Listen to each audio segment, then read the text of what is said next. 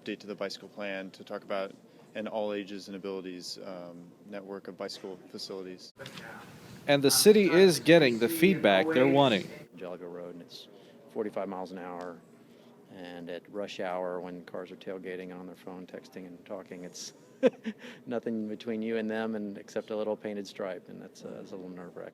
The city's unfinished network of bike lanes and paths not only worries those who use them, but their relatives. I do worry. He's been hit twice. Really? He's been hit. A car had pulled over to the side and stopped, and he was making sure that they had stopped, and he was going on the street, and the guy went to make a U-turn and hit him. He was hit at a stoplight. A person was taking a right turn, not really aware of, cyclists in the area. So I do worry. I worry when he's cycling, and I also worry when I'm out cycling. And I see people having to walk on the roadbed because the trail is either overgrown or nasty mud pit, like a World War I battlefield there. And they're having to walk with their back to traffic along the road. All they have to do is put some concrete in there. They're doing it. They're putting in $1.9 million worth of concrete all the way over here, and they can't manage to put in a couple hundred feet right here where it's actually needed.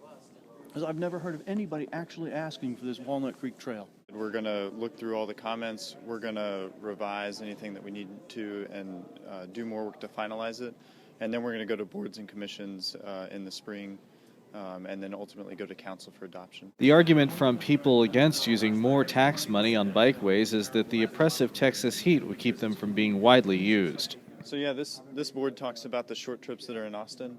And you can see here, these are the bicycle trips. Walking trips are inherently short. Car trips and transit trips tend to be longer trips. And really there's a sweet spot where if you have 2 to 3 mile trips, you can catch them by transit. So this shows where the trips are in Austin. So the center part of the city, and also kind of connecting to the transit hub. So the red line stations out in the suburbs are great places to have short trips to the transit stations. So we've quantified how many trips we think we can catch with reasonable catchment targets. And we think we can reduce the traffic coming into the center part of the city by 7%. And then even more if we start talking about getting people to those red line stations. So we're really excited about that strategy. And I think that's really important to note that you can now quantify this based off the data that you have. How did you come up with the data? How did you get that? The data is sourced from the same place that you've heard of Campo and our Metropolitan Planning Organization. They do traffic modeling based on origin destination data, so they have a pretty good idea of where everybody lives and works.